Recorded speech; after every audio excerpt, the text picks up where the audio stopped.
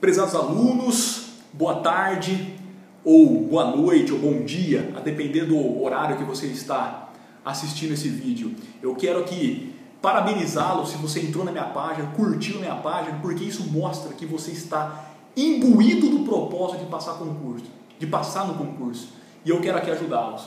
É em razão disso que eu criei essa página chamada Professor Lucas Torresan, justamente para quê? Disseminar o conhecimento jurídico e ajudar você que está prestando a OAB, prestando concurso, a passar, a ser aprovado. Esse é o meu objetivo. E para isso, eu vou aqui, durante alguns dias, semanas, e continuamente estarei postando aqui vídeos com dicas de direito, dicas para que de fato esse teu sonho se torne amanhã realidade. Esse teu sonho em passar um concurso se torne realidade. Eu quero te ajudar. Esse é meu desejo, esse é meu propósito, e é por razão disso que eu vou aqui em alguns minutos, vou aqui pegar alguns minutos, algumas horas do meu dia e me dedicar a esta causa. Me dedicar a quê? Gravando vídeos e dicas para que você possa conseguir esta aprovação. Para quem não me conhece, quem está aqui vendo pela primeira vez a minha página, não me conhece, nunca ouviu falar a respeito de mim, deixa eu aqui me apresentar. Eu me chamo Lucas Torresan, sou advogado criminalista, atuante, militante aqui na cidade americana, a cidade a qual eu resido, não só resido, como também exerço a minha profissão. E também, além de advogado, sou professor de direito em diversas escolas, em diversas instituições, tanto em cursos preparatórios para concurso, seja OAB, seja concursos ensino médio e superior, como também em cursos de pós-graduação. Eu leciono desde 2009 as seguintes disciplinas: leciono direito penal, processual penal, criminologia, ética profissional e direito constitucional. Então são 5 matérias que eu leciono. E com base nesse conhecimento que eu possuo, ou melhor, julgo possuir um pouco, eu quero aqui ajudar e falando sobre esses assuntos para que você de fato consiga a tão sonhada aprovação. Assim sendo, pensando nisso, eu quero falar hoje aqui, o primeiro assunto que eu quero falar para vocês é do Tribunal do Júri. É uma instituição que eu gosto de atuar, e não só gosto, como em razão de algumas modificações que teve, até em razão das modificações que teve com a lei em 2008, teve algumas alterações que julgo interessante compartilhar com vocês para que vocês de fato não sejam surpreendidos nos concursos. Primeira coisa, a gente tem que colocar em mente que Tribunal do Júri é uma instituição competente para julgar alguns crimes. É competência do Tribunal do Júri que julgar crimes dolosos contra a vida, diz a Constituição Federal no seu artigo 5º, crimes dolosos contra a vida, consumados ou tentados. Então compete ao Tribunal do Júri que julgar crimes dolosos contra a vida, consumados ou tentados. Logo, a gente tem que entender, quando a lei fala crimes contra a vida, nós temos que saber quais são esses crimes. Crimes dolosos contra a vida. Repito, crimes dolosos contra a vida. Logo, culposo não entra. Culposo não é competência, não está afeta a competência do Tribunal do Júri. O que está atrelado ao Tribunal do Júri é o quê? Crimes dolosos contra a vida. E o que é crime doloso contra a vida? Nós temos aí homicídio, infanticídio, auxílio, instigação ou participação no suicídio e o aborto. Esses 4 crimes vão para o júri. Crimes dolosos contra a vida: homicídio doloso, infanticídio, auxílio, instigação, participação, suicídio e o que? O aborto. São esses crimes que vão para o júri. Aí você pode falar assim: Lucas, não consigo gravar, não consigo lembrar esses crimes. Te dou uma dica. Pensa o seguinte: vai para júri o quê? Matar gente grande, matar gente pequena, matar gente que nem gente é. Matar gente grande, matar gente pequena e matar gente que nem gente é. Ou seja, traduzindo isso daí: homicídio, infanticídio, auxílio, instigação, participação e suicídio e o quê? Aborto. Esses crimes vão para júri. Só que a lei fala consumados ou tentados. Primeira observação que a gente tem que fazer é o seguinte: a gente tem que lembrar do artigo 14, inciso 1 do Código Penal e inciso 2 do Código Penal. Porque o artigo 14, inciso 1 do Código Penal vai falar o que é crime consumado. Diz-nos assim o Código Penal: considera-se consumado o crime quando nele se reúne todos os elementos do tipo penal. Então veja, considera-se consumado o crime quando nele se reúnem todos os elementos do tipo penal. E o crime tentado? Está no artigo 14, segundo, que fala o seguinte: considera-se tentado o crime quando, iniciada a execução, o agente não consegue a consumação do delito por circunstâncias alheias à sua vontade. Isso é tentado. Então, tentado e consumado vai para júri, sim. Segunda observação, nós vamos pensar o quê? Aquela pegadinha clássica, né? Latrocínio vai para júri? Não. Porque só vai para júri o quê? Crimes dolosos contra a vida. Latrocínio não é crime doloso contra a vida. Latrocínio está no rol dos crimes contra o patrimônio.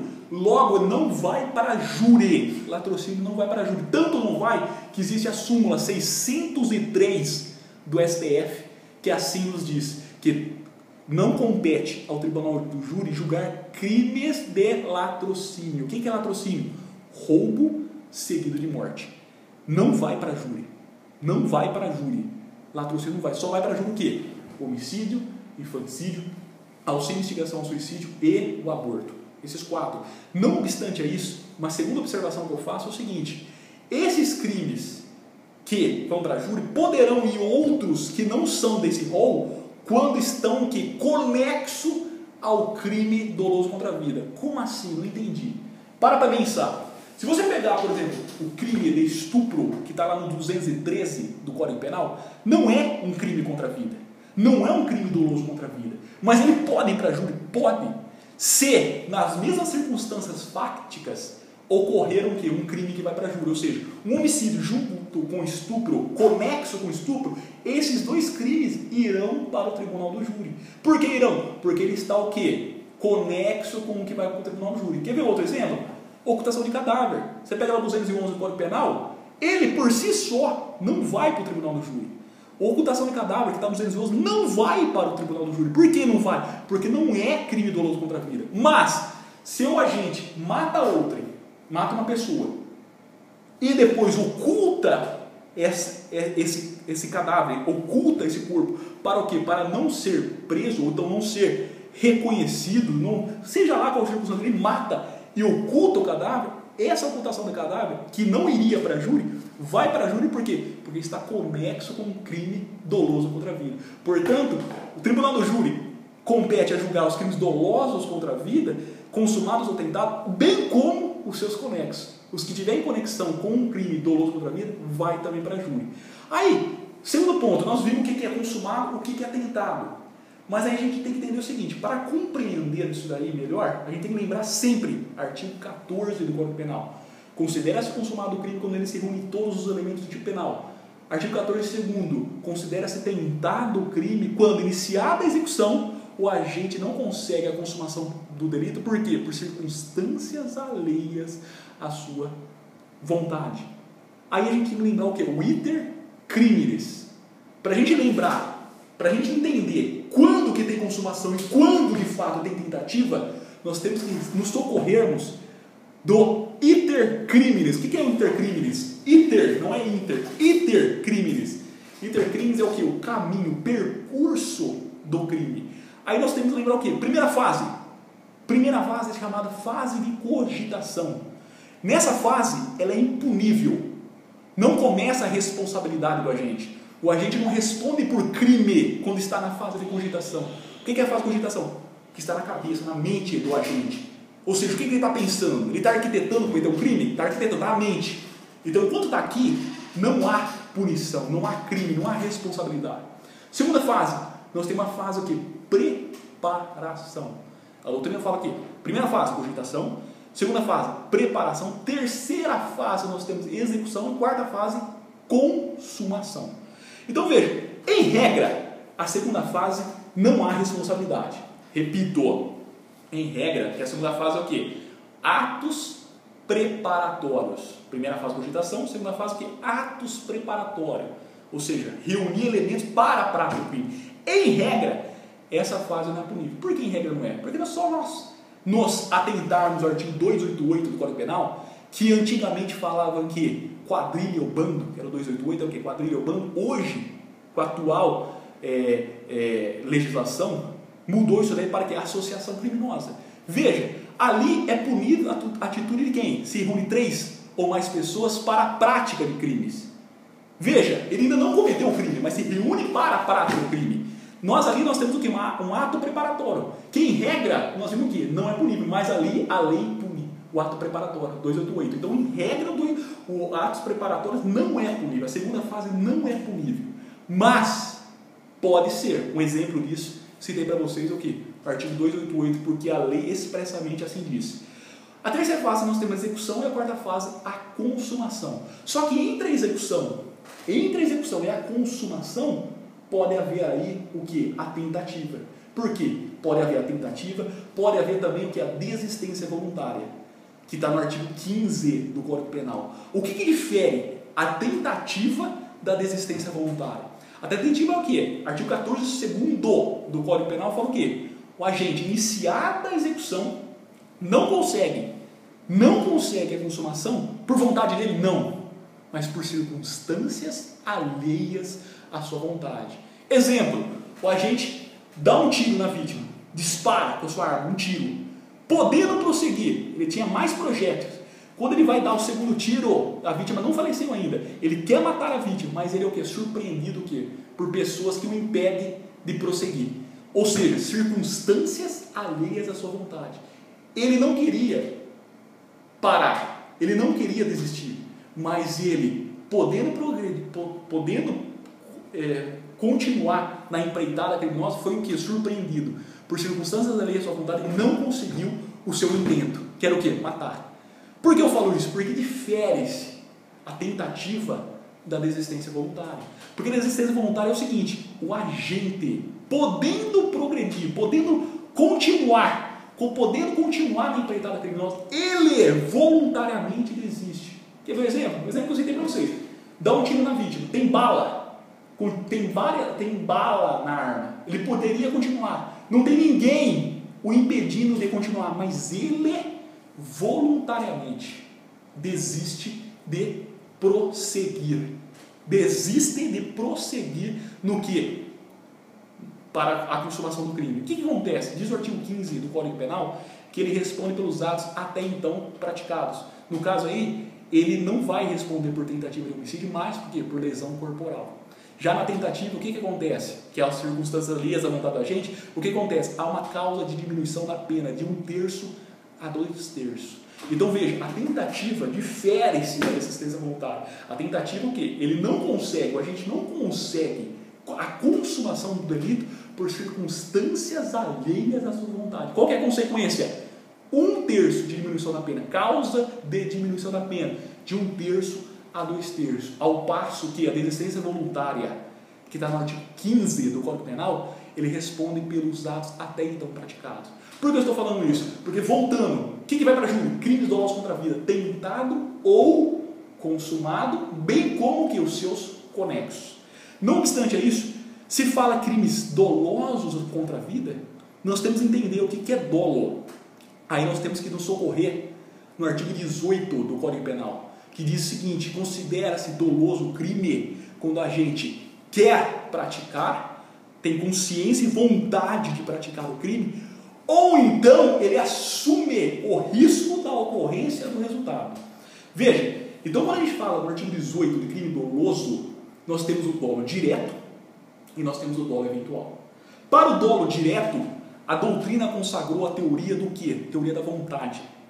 O que a teoria da vontade fala? Considera-se doloso o crime quando a gente tem vontade e consciência, ou seja, nós temos o elemento cognitivo e nós temos o elemento volitivo. Nós temos consciência, a gente tem consciência do que está fazendo e vontade de fazer. Ele quer fazer. Por exemplo, o cara pega uma arma, aponta para a vítima, ele sabe o que está fazendo, está imbuído do desejo de matá-la e ele dispara com a sua arma, dispara o projétil, ou seja, vontade e consciência, dolo direto, artigo 18 do Código Penal. Agora, o que o dolo eventual fala? A doutrina consagrou para o dolo eventual a teoria do assentimento. O que é a teoria do assentimento? O agente assume o risco da ocorrência do resultado. Difere-se o artigo 18.1 do artigo 18.2, que é a culpa. O que é a culpa? O resultado sobrevém não pela vontade do agente, mas que Por uma falta de cuidado, que é caracterizado pelo quê? Imprudência, negligência ou imperícia. Imprudência, negligência ou imperícia. Ou seja, o resultado acontece não pela vontade da gente, mas por negligência, imprudência ou imperícia. Isto é culpa. Culpa difere-se de dolo. Dolo, vontade ou assumir o risco. Culpa o quê?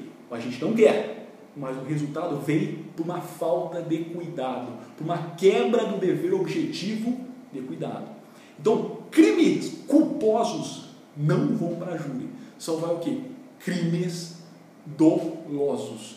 Crimes dolosos contra a vida. Ou seja, homicídio doloso, infanticídio, auxílio e instigação ao suicídio, bem como que o aborto. Veja, crimes dolosos contra a vida. Não lembra? Matar gente grande, matar gente pequena e matar gente que nem gente é. Isto vai para o tribunal do júri, que é competente para julgar esses crimes.